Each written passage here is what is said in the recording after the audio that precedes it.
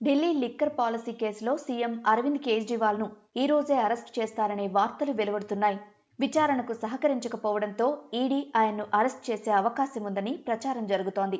ఈ నేపథ్యంలో ఎవరెవరిని అరెస్ట్ చేశారు, ఇప్పటిదాకా ఎవరెవరు విచారణకు హాజరయ్యారు, అసలు ఈ లిక్కర్ పాలసీ కేసు ఏంటి? ఢిల్లీలో కేజ్రీవాల్ ప్రభుత్వం 2021 నవంబర్లో నూతన లిక్కర్ పాలసీని ప్రవేశపెట్టింది. ఈ పాలసీ ప్రకారం మద్యం రిటైల్ అమ్మకాల నుంచి ప్రభుత్వం వైదొలిగి లైసెన్స్ ఉన్న ప్రైవేటు వ్యక్తులకు లిక్కర్ స్టోర్లను నడిపేందుకు అవకాశం ఉంటుంది.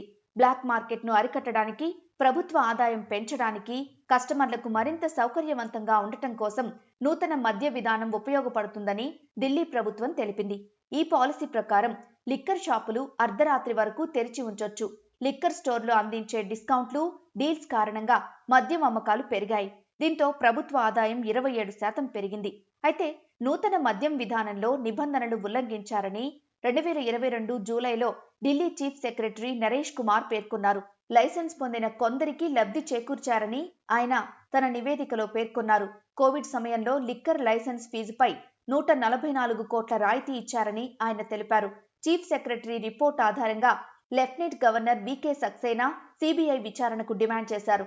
వెంటనే కేజ్రీవాల్ ప్రభుత్వంపై ప్రతిపక్ష బీజేపీ విమర్శల దాడి మొదలుపెట్టింది. దీంతో ఆప్ సర్కార్ కొత్త లిక్కర్ పాలసీని వెనక్కి తీసుకోవడంతో కొత్తగా ప్రారంభించిన 400 స్టోర్లు మూతపడ్డాయి. మద్యం అమ్మకాలు మళ్లీ ప్రభుత్వ ఆధీనంలోకి వచ్చాయి.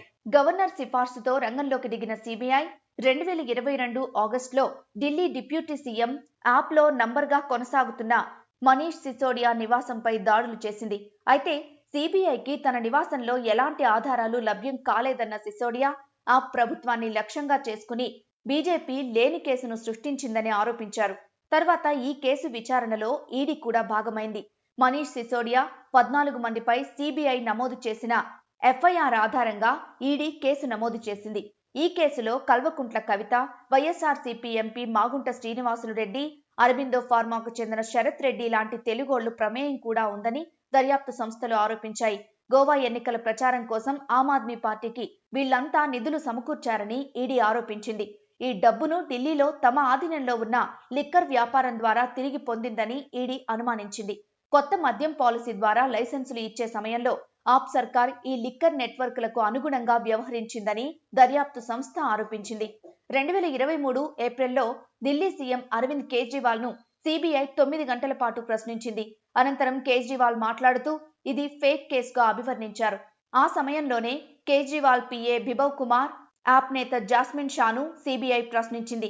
ఎమ్మెల్సీ కవితను 2023 మార్చిలో ఈడీ ప్రశ్నించింది. ఈడీ ఆరోపణల్ని కవిత కొట్టిపారేశారు. కవితను సైతం ఈడీ అరెస్ట్ చేస్తుందని జోరుగా ప్రచారం జరిగింది. కానీ అది జరగలేదు. కేసు విచారణలో భాగంగా యాప్ మీడియా ఇన్ఛార్జ్ విజయ్ నాయర్ను గత ఏడాది సెప్టెంబర్లో సిబిఐ అరెస్ట్ చేసింది. అదే నెలలో లిక్కర్ రిటైల్ వ్యాపారి సమీర్ మహేంద్రను ఈడీ అరెస్ట్ చేసింది. తర్వాత రాబిన్ డిస్టిలరీస్ డైరెక్టర్ అభిషేక్ బోయినపల్లిని సిబిఐ అరెస్ట్ చేసింది. 2022 నవంబర్లో అరబిందో ఫార్మాకు చెందిన శరత్ రెడ్డితో పాటు బినయ్ బాబు అనే ఓ లిక్కర్ కంపెనీ ఎగ్జిక్యూటివ్ ను ఈడీ అరెస్ట్ చేసింది. ఈ కేసులో శరత్ రెడ్డి అప్రూవర్గా మారారు. 2023 ఫిబ్రవరిలో ఎమ్మెల్సీ కవిత దగ్గర సీఏ పనిచేసిన బుచ్చిబాబును సిఐడి అరెస్ట్ చేయగా ఈ కేసులో ఆయన అప్రూవర్గా మారారు. అదే నెలలో వైఎస్ఆర్సీపీ ఎంపీ మాగుంట శ్రీనివాసులు రెడ్డి కుమారుడు రాఘవరెడ్డిని ఈడీ అరెస్ట్ చేసింది.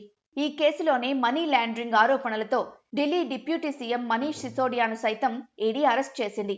బెయిల్ కోసం ఆయన చేసిన ప్రయత్నాలు విఫలమయ్యాయి. ఈ క్రమంలో కేజ్రీవాల్ని విచారణకి రమ్మని ఈడీ 3 సార్లు నోటీసులిచ్చినా ఆయన రెస్పాండ్ కాకపోవడంతో ఆయన్ని కూడా అరెస్టు చేస్తారు అనే ప్రచారం జోరుగా సాగుతోంది.